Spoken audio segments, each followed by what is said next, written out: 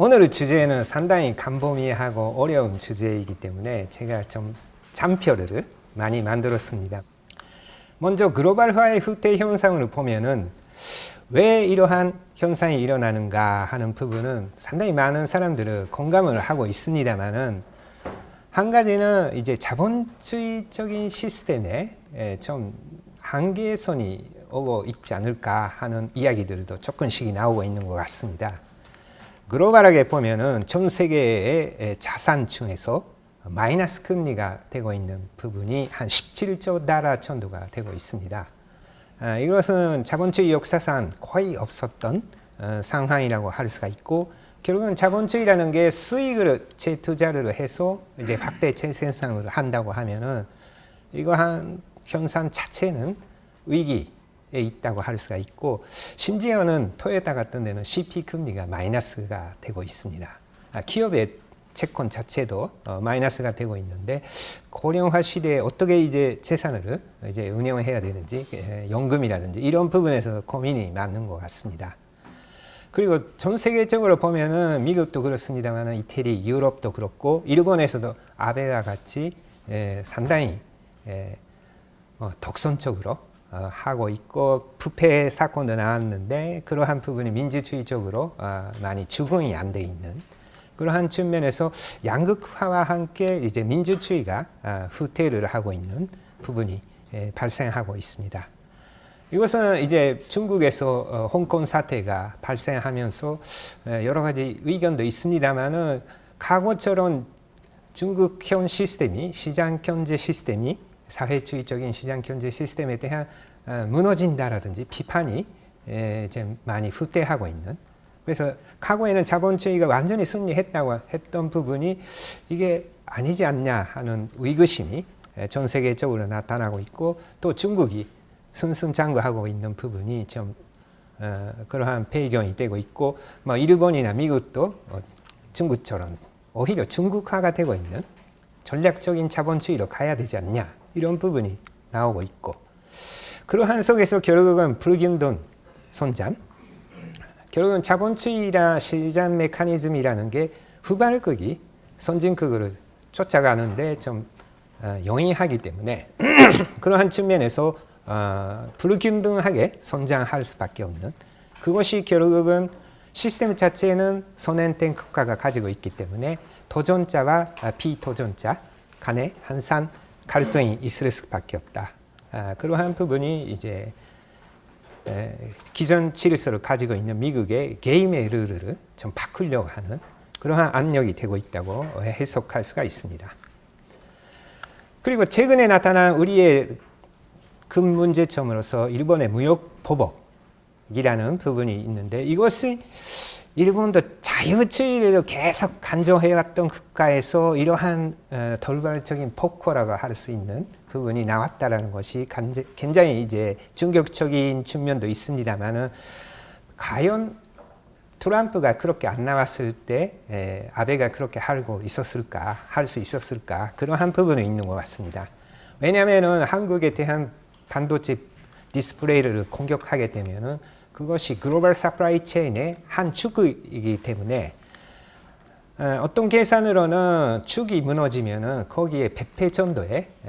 충격, 공급사슬 붕괴 효과가 있으니까 우리나라가 한 1,500억 달러 정도 수출을 반도체 수출을 한다고 하면은 100배로 하면은 15조 달러, 세계 GDP가 한 80조 정도이기 때문에 한 10% 이상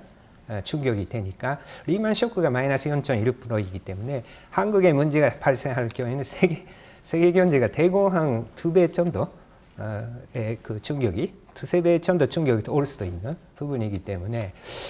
그러한 이제 폭거를 했다라는 게 이제 큰 충격이고, 그러한 공격의 영향 자체를 보면은 결국은 지금 글로벌화가 후퇴하고 있는 지수를 여러 가지 확인할 수가 있기 때문에, 일본이나 미국이 이렇게 하게 되면은 이제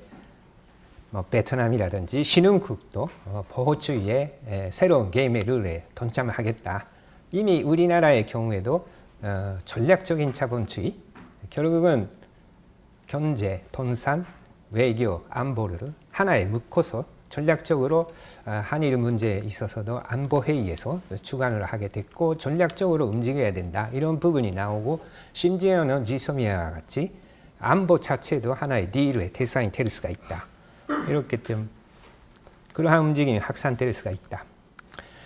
그러면은 이러한 움직임의 배경층의 하나로서 봐야 되는 부분이 이제 경제학자들도 그렇습니다만은 글로벌화, 자유무역주의라는 게 좋은 거다 이렇게 이야기했습니다. 사실은 자유무역이라는 게 이제 각국 경제의 후생 수준을 높일 수가 있지만은 사실은 조금은 이제 양극화라든지 부정적인 효과도 계층에 따라서는 있는 것은 사실입니다. 그래서 경제학자들이 그러한 부분을 좀 어느 정도 설명을 하고 보완하는 부분이 조금 일찍했었다면 이러한 사태가 되지 않았을 수도 있지 않을까 하는 부분은 있습니다만은 궁극적으로는 이제 90년대 이후에 활성화된 글로벌화의 내면을 보면은 과거의 글로벌화와 달리 과거의 글로벌화의 경우에는 각 산업 차원에서 분업을 하기 때문에 신흥국의 도전을 받게 되면은 예를 들면 우리나라가 섬유에서 도전을 받으면은 전자산업으로 간다. 산업 간의 이동이 있기 때문에 섬유에 있었던 비순년 노동은 전자산업의 비순년 일자리로 갈 수가 있었던 그러한 산업 공동화 내지 산업의 수평적인 시프트의 시대였다고 하면은 90년대 이후의 글로벌화는 이제 그 여러 가지 옵쇼어링 그 측면에서 업무 자체를 쪼개서 글로벌화를 시키는 아이폰을 보시면 아시겠습니다만 디스플레이 따로 있고 부품이 따로 있고 그것이 글로벌하게 태평양을 왔다 갔다 하면서 이러한 공정은 일본어로 하고 핵심 부분 그리고 그것을 모듈화 시킨 디스플레이나 반도체는 한국에서 하고 조립은 중국에서 하고 이와 같이 이제 다국적 기업 우리도 그렇습니다만 글로벌 기업의 내부 기업 내 무역으로 성장을 했다 하고 할 수가 있고 그 과정에서는 결국은 A 산업이 B 산업으로 전환했을 때 비순년 노동이 선진국에서는 지속적으로 감소하는 한 전자에서 자동차로 가더라도 비순년 노동 그 태스크 자체가 신흥국으로 옮겨갔기 때문에 순년 노동은 지속적으로 성장하지만은 비순년 노동은 감소하는. 그래서 뭐 선진국에서는 세대 산업은 없다, 세대 업무가 있다 이런 이야기도 합니다만은 그 과정에서 결국은 피해를 보던 게 신흥국의 선진국의 중간 노동 계층이었다. 이것이 아무래도 이제 선진국의 정치적인 구조에서 보호주의 압력이 되고 있다고 말씀드릴 수가 있습니다. 그러면은 이러한 글로벌화의 방향을 어떻게 볼 것인가? 천자님의 말씀도 있었습니다만은 결국은 자유무역 질서가 후퇴하는 방향 자체는 단기적으로는 피하기가 어려운 부분이 있습니다만은 대체적으로 이야기되는 부분이 세계 경제가 분단되는 크게 보면은 미국권하고 중국권으로 나누어질 수 있는 부분 그것이 조금 더 가면은 지역 블록으로 형성될 수도 있고 그러한 부분이 있는 반면에 아예 지역권 자체도 형성이 안 되고 글로벌화 자체가 모든 부분이 이제 좌절될 수 있는 움직임이 벌 수도 있고 그리고 최근에 나와 있는 말로 슬로벌라이제이션 뭐 에코노미스트 같은 데서도 많이 이야기하고 있습니다만은 결국은 지금은 글로벌화의 속도 조정이 아닌가 하는 측면이 있는 것 같습니다. 오늘은 발표하는 취지는 일단은 슬로벌라이제이션, 글로벌화의 큰 후퇴는 없다. 지금 미국화, 중국화의 이제 스몰 딜이 이야기가 되고 있습니다만 금년 1년 동안 본 바에는 약간의 세계 경제 분단 사이클로 진행됐다고 하면은 그것으로 실험하는 과정에서 나타난 부분이 미국 경제도 위축될 수가 있고 세계 경제가 악화될 수가 있고 글로벌하게 태스크 베이스로 엉켜져 있는 글로벌 질서, 서플라이 체인이 이것을 생각하면 세계 경제가 이미 이제 분단될 수 있는가 하는 측면에서 보면은 그것이 이제 어렵다라는 게 이제 최근에 나온 결과가 아닌가 그렇게 보면은 세계 경제 미중 간의 갈등으로 여러 가지 실험을 했지만은 결국은 중국 경제가 위축되고 미국 경제가 내년에 심지어는 1%대까지 떨어질 수가 있는 그러한 상황 속에서 트럼프도 양보를 하기 시작하는 상황이라고 보면은 결국은 분단적인 요소와 글로벌화의 자율적인 요소가 같이 맞물리면서 되지만은 전체적인 모습은 글로벌라이제이션이 되는 것이 아닌가 싶습니다. 그러면 이러한 글로벌화의 후퇴는 가져오는 결과 측면에서 보면은 세계 질서가 불안정해지고 있다. 뭐 글로벌라이제이션 되든 좌절이 되든 글로벌화의 좌절이 되든 이러한 불안정한 움직임 자체가 글로벌하게는 세계 질서와 같이 일국의 경제도 그렇습니다만은 시장 메커니즘만 제대로 작동하려면 질서, 제도가 있어야 되는데 글로벌 환경에서도 그러한 제도가 필요하고 과거의 대공황기에는 그러한 제도가 세계적인 리더십이 주도권이 약화됐기 때문에 세계 대공황이 잘 매니지할 수가 없이 위기로 번쩍했습니다만은 그러한 위기의 반성에 따라서 브레튼 우드 체제가 되고 미국이 주도했습니다만은 그때는 미국이 세계 경제 모든 것의 40%를 가지고 있었기 때문에 이것은 원천적으로 어려움이 있었다. 그래서 이제 70년대에는 미국, 일본, 독일이 부활을 하면서 다극화 체제가 되고 근본이체가 이제 완전히 없어졌고 그래서 이제 미일 마찰이 쭉 지속됐던 시기였다고 하면은 그 10년대 오면서 밀렌전 시대가 끝나고 일본에 대한 공격이 시작하면서 이제 미국의 일국 독주 체제가 됐다고 하면은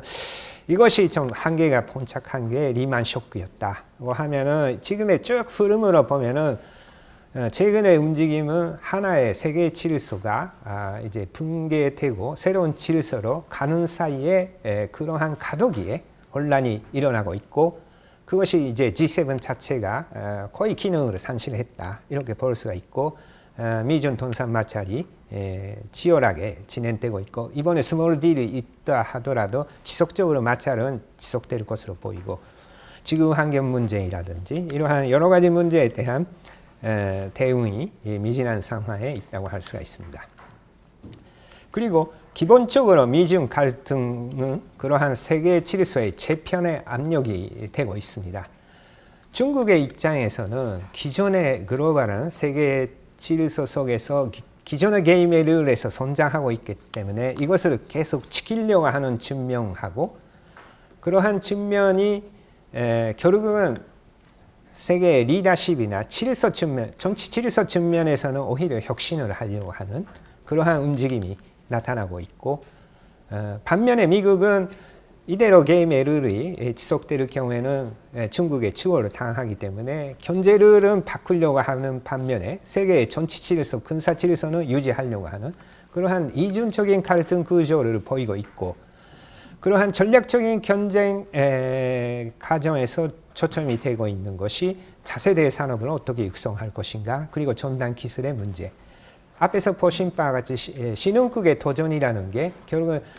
로우 레벨의 태스크를 중심으로 성장하고 그것이 이제 선진국의 중간층에 피해를 줬습니다만은 중국이 그러한 로우 레벨뿐만 아니라 하이테크까지 간다라는 부분이 이제 도전을 하고 있기 때문에 미국이나 일본이나 선진국에서는 도저히 이대로는 힘들겠다 이러한 움직임으로 나가고 있다고 할 수가 있습니다. 사실은 이러한 중국의 경제에 대해서는 포스파, 미국 내 포스파가 오래전부터 이야기가 되어 왔습니다. 다만 그것이 실행이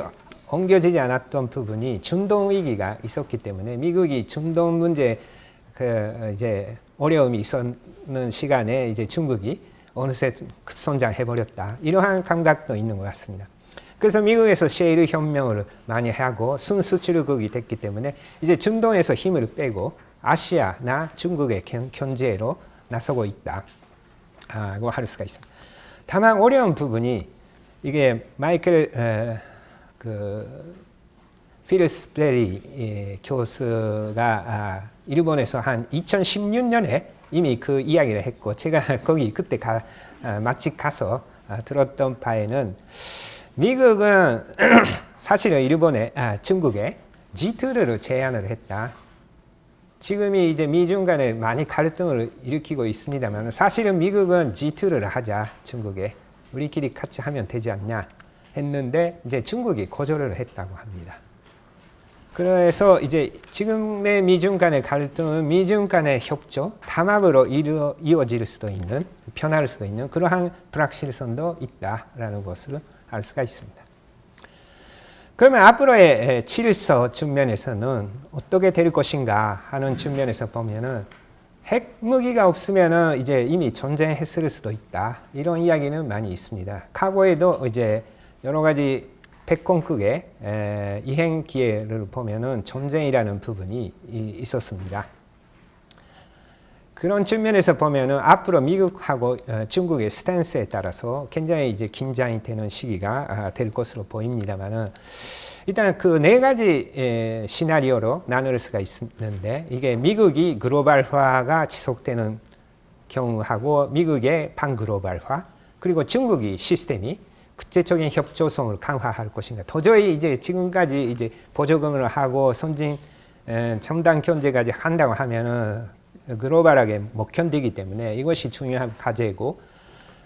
그 반면에 중국의 시스템이 일급 본연 성향으로 지속되는 시나리오에 따라서 이 네 가지 측면으로 나눌 수가 있는데 G2 제재가 될 수도 있고 중국의 리더십이 강화될 수가 있고 아니면은 중국이 본세로 나갈 수 있는 부분이 있고 근데 지금 시나리오로서는 세계 경제가 분단되는 시나리오가 현실화되고 있습니다만 이 네 가지 측면을 왔다 갔다 하면서 하지 않을까 그렇게 볼 수가 있습니다. 그러면은 미중 차세대 기술 패권 경쟁에 관해서 말씀드리면은 결국은 이건 중국 첨단화를 억제하는 의도가 있고 그런 측면에서 무역 투자도 억제한다. 결국은 미국의 입장에서는 기술이 문제이기 때문에 무역 부분에서 어느 정도 딜을 할 수가 있습니다만 무역이란 기술이란 또 같이 가기 때문에 중국하고의 딜이 되더라도 쉽게 관세율을 낮추기가 어려운 그러한 부분도 있는 것 같습니다. 사실은 우리나라에서도 많이 이야기가 됩니다만 중국의 그러한 발전 속에는 기술을 탈취했다라는 미국의 피해의식이 작용하고 있습니다. 사실은 차세대 기술 경쟁 측면에서 보면 이미 경제력은 중국이나 미국이나 비슷비슷해지거나 장래적으로는 중국이 좀 미국을 앞서가는 것이 이제 확실해졌고 한 두세 배 정도로 경제 규모가 크면은 이제 전략적으로 그게 문제가 될 수도 있기 때문에 다만 차이는 이제 군사력 측면에서 미국이 중국을 누르고 있다. 다만 이제 그러한 미국의 중국에 대한 본세가 어떻게 이루어질 것이고 성과가 나올 것인가라는 측면에서 과거의 미일 간의 돈산 마찰을 보면은 과거의 미일 마찰하고는 좀 차이가 있다라는 것을 볼 수가 있습니다.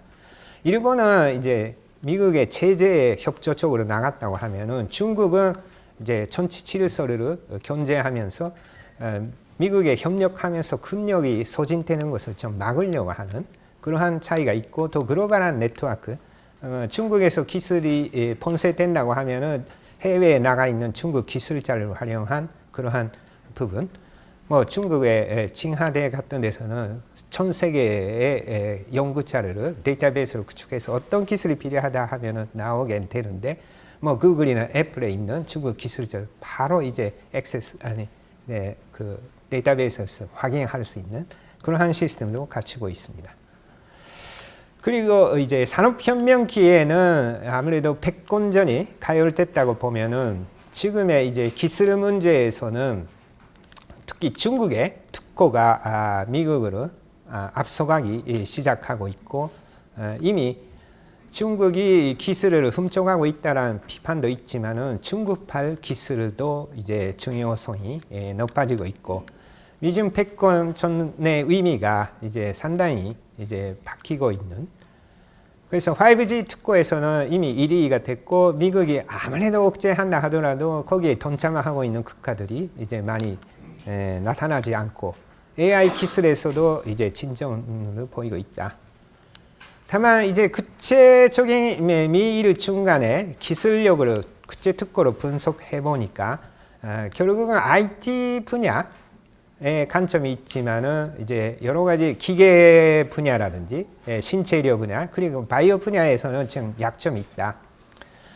스마트 공장 같은 것도 보면은 중국에서 현장에서 보시면은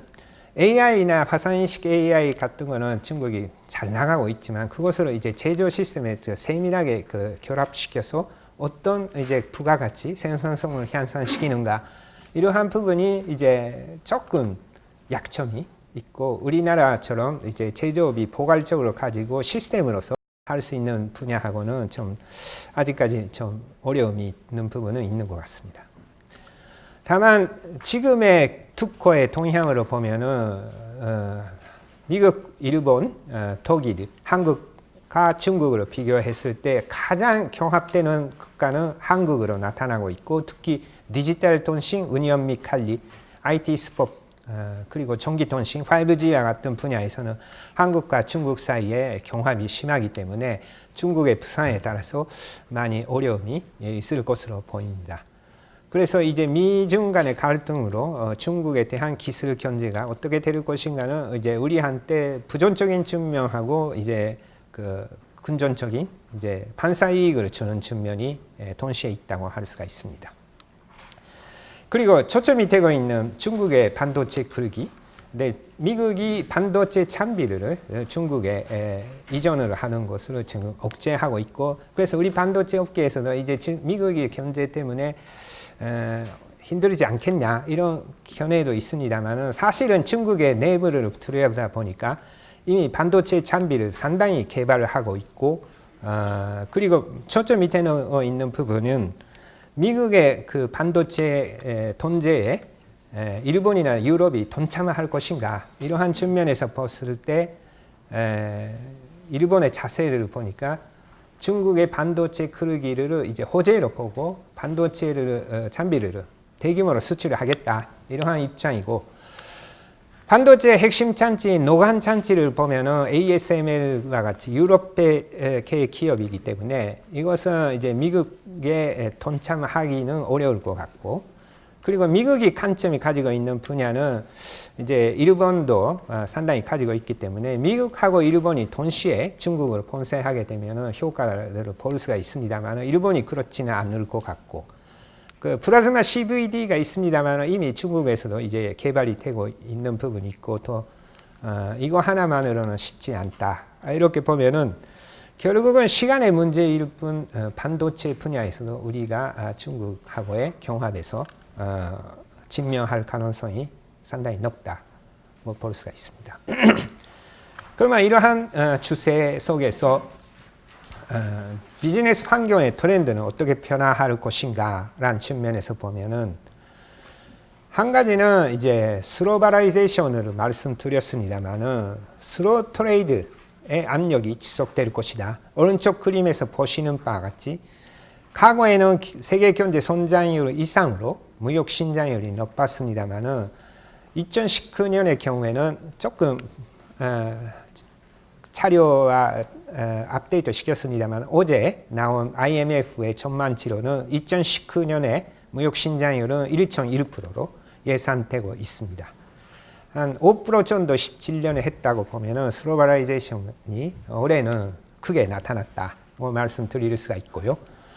이러한 추세는 2024년까지 아마 세계 경제 성장률보다 무역 신장률이 낮은 상황이 지속될 것으로 예상되고 있고, 결국 미국의 돈산 권세는 세계 경제에 부담으로 작용하고 있고, 이것이 이제 작년까지만 해도 미국에 영향을 주지 않았다고 하면은 올해나 내년부터는 서서히 미국에도 영향을 주기 시작하고 있고, 특히 한국에 중국에 대한 의존도가 높기 때문에 그러한 영향이 한국에서는 각국에 비해서 비교적으로 크게 받는 구조가 되고 있다. 그리고 보호주의의 확산으로 인해서 단순 조립을 중국에 고점을 두고 미국에 수출을 하는 이러한 비즈니스의 대표 사례로서는 홍하이가 있습니다만 이러한 비즈니스가 좀 어려움에 직면했다고 할 수가 있고, 특히 홍하이의 경우에는 미국의 이제 LCD 공장으로 옮기려고 하고 있습니다만 하나의 대안이 되는 측면이 있죠. 다만 이제 그러한 글로벌한 서플라이 체인을 구축할 때 이제 어떤 산업으로 이제 미국에 다시 리쇼어링 할 것인가 이러한 문제를 잘 봐야 되는 부분이 있다고 할 수가 있고, 사실은 LCD의 미국 공장 건설 프로젝트도 잘 안 되고 있다 이런 부분. 그러니까 무조건적으로 이제 리쇼어링을 하기보다는 이제 미국에 있는 서플라이 체인의 상태라든지 이제 비즈니스의 이제 라이프 사이클을 보고 이전을 해야 되는데 한국계나 일본계는 옮기고 있지는 않습니다만 홍하이는 좀 실패한 게 아닌가 싶기도 합니다. 그리고 외국 기업뿐만 아니라 중국 기업도 인도 등으로 투자를 확대하고 있는 것을 보면은 중국 고점에서 동남아, 특히 베트남이나 인도로 이전을 되는, 특히 베트남의 경우에는 이번에 이제 미중 무역 마찰로 순수 효과가 플러스로 나오고 있기 때문에 베트남이 상당히 각광을 받고 있다. 다만 문제는 각광을 받기 때문에 미중 마찰이 있을 때마다 이제 투자가 늘어나고 베트남의 임금도 인상되고 있고 또 현지 정부의 자세도 변화하고 있기 때문에 무조건적으로 이제 중국이 대체하는 시장이 어디냐 할 때 이제 베트남 정도로는 좀 작은 규모일 수도 있고, 넥스트로는 아마 인도가 돼야 되는데 이제 다만 인도 자체는 이제 인프라라든지 이러한 문제도 있어서 그러한 부분을 종합적으로 고려할 필요가 있다. 그리고 앞에서 말씀드린 리쇼어링의 측면에서는 대규모는 아니지만은 미국이나 일본에서 공장이 이제 늘어나고 있는, 다시 역전되고 있는 현상이 있기 때문에 글로벌한 서플라이 체인에 있어서 태스크를 글로벌하게 분산 배치하는 것과 더불어서 신흥국이나 선진국 간에 어떤 산업을 들을 것인가, 부품이나 소재 아니면 조립 거점을 들을 것인가가 앞으로의 과제가 된다. 그리고 이제 달러화의 국제적인 비중도 하락세를 보일 것으로 예상되고 있고,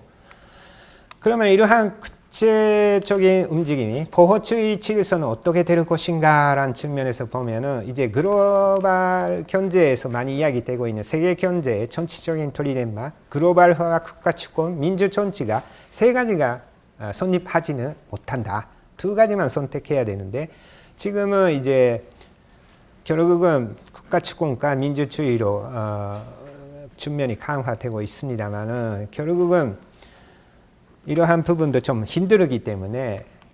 결국은 초장기로 보면은 국가 주권이 이제 약화되는 부분이 이제 조율되지 않을까. 그러니까 한 세계 정부와 같은 부분, 그리고 디지털 통화가 이야기되고 있습니다만 통화 주권 자체가 이제 중장기적으로 SDR이라든지 이제 UN 차원에서 되면은 이제 초국가적인 시스템이 가는데 이제 거기까지는 좀 시간이 소요될 것으로 보이고, 이론적으로는 국가 주권을 제한하는 게 가장 베스트라고 할 수도 있을 것 같습니다. 그러면 기업의 대응 사례를 보면은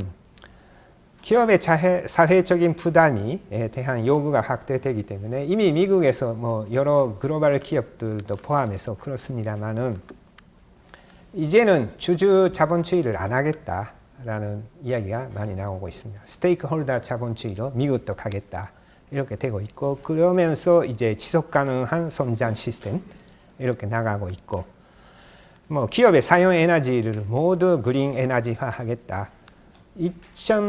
2100년까지는 지금의 화석 연료를 제로로 만들어야 되는데 이제 쉘 회장 같은 사람은 그것을 50년까지 앞당기겠다 이렇게 나오고 있습니다. 그리고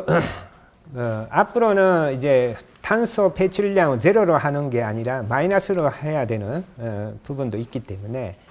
자동차 같은 부분에서는 EV화가 진행되고 있고, 우리나라에서 자동차 EV 수출이 자동차 전체 수출은 안 되지만 EV 수출 한 100% 정도 상반기에는 늘어났습니다만 세계적으로 EV화가 진행될 것으로 보이고, 또 현지에 대한 기여 그리고 시장 메커니즘을 보완하는 움직임 등이 나타나고 있고, 그리고 앞으로의 글로벌 서플라이 체인에서 어떤 분야를, 어떤 태스크를 분산 배치할 것인가가 초점이 됩니다만은 그 하나의 솔루션으로서 부품 소재의 글로벌 생산 메커니즘하고 최전 처리 과정으로 소비지에 둔다. 이런 오퍼레이션이 많이 나오고 있고, 그러게 되면은 현지의 소비 행태의 변화에 따라서 바로바로 이제 서플라이 체인의 하단에 상단에 있는 부품 소재에까지도 영향을 주고 기획에 바로 즉각적으로 대응할 수 있는, 그렇게 하기 위해서는 어떤 소비자의 요구, 생산 요구라든지 이러한 이제 기능 요구가 변화했을 때 어떤 부품 소재가 바로 개선해야 되는지, 이것을 시뮬레이션 할 수 있는 컴퓨터화된 능력, 그리고 궁극적으로는 3D 프린터와 같이 이제 원격으로 조정할 수 있는 생산 시스템, 이런 부분으로 아마 진화하지 않을까 싶습니다. 그리고 한 가지 이제 그 중국의 미중 마찰도 그렇습니다만 각종 요구 속에서 중국의 비즈니스 환경이 조금씩 개선되지 않을까. 여러 가지 보조금 문제도 있고 차별의 문제가 있지만 결국은 중국 산업도 글로벌 경제하고 동참해야 되는 부분이 있기 때문에 그런 과정에서 지적 재산권을 강화한다든지 아니면 글로벌 기업의 비즈니스 시스템을 개선한다든지, 최근에 미중 간의 스몰 딜에서는 금융 분야의 자유도를 높이겠다, 이런 것을 대안으로 제시하고 있고, 그러한 부분이 결국은 이제 내수 시장을 활성화시킨다. 미일 간의 이제 통상 마찰에서 경험에서 보면은 결국은 일본도 그러한 마찰이 있으면서 이제 시스템이 이제 글로벌하게 통합되는 과정을 조금 더 적극적으로 했었으면은 경제적인 활력을 유지할 수 있는 부분도 있었다고 보면은 중국도 이제 능동적으로 이러한 규제라든지 부분을 고쳐야 된다라는 부분을 고쳐 나가지 않을까 싶습니다. 네, 이상에서 전체적인 시사점으로서는 결국은 새로운 국제 통상 환경이 변화하고 있기 때문에 여기에 대한 대응 능력을 강화할 필요가 있다고 할 수가 있습니다. 근데 과거와 같은 이제 게임의 룰이 조금씩 변화하고 있기 때문에 미국에 이어서 일본도 산업기술 전략을 전치통상 문제에 연계하는 부분이 있어서 그러한 부분에서 우리도 이제 전략적인 자본주의적인 노력이 필요하지만은 한편으로는 궁극적인 이제 자유화, 글로벌화의 길로 다시 가려면은 국가의 그러한 통제라든지 이러한 부분이 상당히 좀 약해지는 미래의 모습을 보면은 WTO라든지 다자주의라든지 지역 자원의 공동체 구축 노력이 필요하고, 결국은 앞으로는 이제 미중 간의 마찰도 있지만은 한일 간의 마찰적인 상황을 고려하면은 한일이라는 게 결국은 자유주의와 제조 강국 입장에서 좀 서로 협력할 수 있고 협력의 여지도 크고 또 글로벌한 질서에 대한 목소리도 낸다고 하면은 가장 협력을 해야 되는 부분이 아닌가. 그 지역 자원에서 우리가 한 국가로서 이제 이러한 새로운 글로벌 질서, 전략적인 자본주의 게임이 강화되고 있는 질서에서 살아남기에는 좀 쉽지는 않기 때문에 한일 간의 협력이 중요하다라는 측면이 있다고 할 수가 있고요. 그리고 신사업을 창조하는 분업 생태계 강화와 독자 기술의 보완이 중요하다고 할 수가 있습니다. 앞으로는 이제 무역이 상당히 성장 전체되기 때문에 우리나라 정부가 하고 있는 바와 같이 수출이 확대가 어려우니까 아무래도 이제 국내 부가가치를 높여야 된다. 우리나라 전체 수출의 이제 부가가치 무역의 비중, 그러니까 일본의 부품 소재라든지 중국의 소재를 뺀 부분을 보면 60%대에 있기 때문에 그것을 조금 올리는 게 아무래도 GDP 성장에 중요하기 때문에 지금 시점에서는 내실을 강화하는 게 부품 소재 국산화가 중요한 부분이 되고, 다만 이제 내실을 강화하는데 지금까지처럼 신사업을 하는 노력이나 리소스가 제한되게 되면은 그것 자체도 효율이 떨어지기 때문에 그러한 신성장 산업을 육성하는 부분하고 내실을 강화하는 부분이 이제 다이렉트로 연결될 수 있는 부분이 중요하고, 대기업, 중소기업 간의 분업 체계를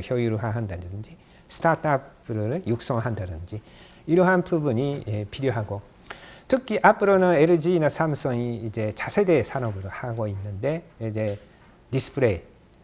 반도체도 그렇지만은 그것으로 이제 일본에게 의존을 하고 있으면은 그 기술 전부가 중국에 넘어갈 수가 있기 때문에 이제 우리 장비나 소재가 없으면은 차세대 제품 할 수 없다. 이러한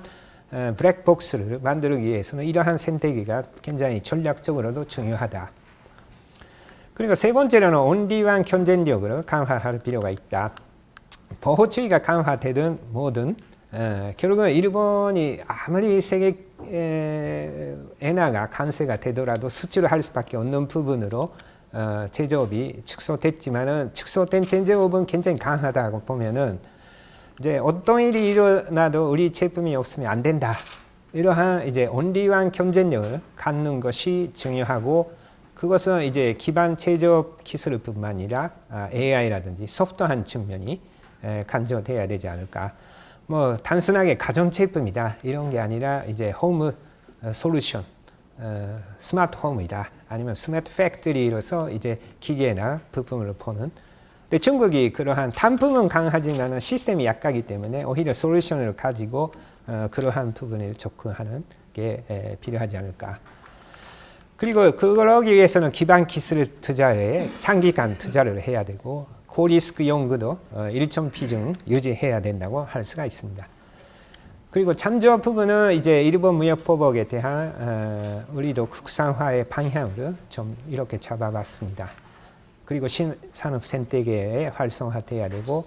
그 중요한 부분에서는 산업의 축이 되는 핵심 소재에 주력할 필요가 있다. 앞으로의 시대에는 이제 그러한 소재가 여러 가지 다양화될 것으로 보이는데 CNT와 같이 이제 탄소를 활용한 소재도 하나의 후보가 되지 않을까 싶습니다. 네, 이상으로 마치겠습니다. 감사합니다.